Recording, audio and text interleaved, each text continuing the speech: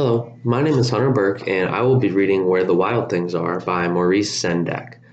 I chose this book because as a kid, it was my favorite book to be read to me, and as I began to start reading, I really enjoyed reading this book. I have a lot of really good memories of this book, and it just has a special place in my heart. So, let's get started.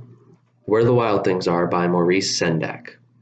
The knight wore his wolf suit and made mischief of one kind and another. His mother called him Wild Thing, and Max said, "I'll eat you up." So he was sent to bed without eating anything. That very night in Max's room a forest grew, and grew, and grew, until the ceiling hung with vines, and the walls became the world all around. And an ocean tumbled by with a private boat for Max, and he sailed off through night and day, and in and out of weeks, and almost over a year, to where the wild things are. And when he came to the place where the wild things are, they roared their terrible roars and gnashed their terrible teeth and rolled their terrible eyes and showed their terrible claws. Till Max said, "Be still," and tamed them with the magic trick of staring into their eyes and without blinking once, and they were frightened and called him the worst wild thing of all, and made him king of all wild things. "And now," cried Max, "let the wild rumpus start."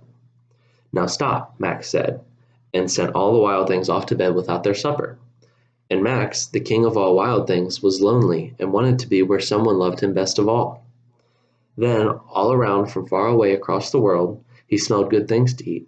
So he gave up being king of where the wild things are, but the wild things cried, "Oh, please don't go.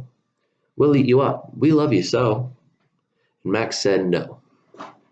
The wild things roared their terrible roars and gnashed their terrible teeth and rolled their terrible eyes and showed their terrible claws. But Max stepped into his private boat and waved goodbye, and sailed back over a year and in and out of weeks and through a day, and into the night of his very own room, where he found his supper waiting for him, and it was still hot.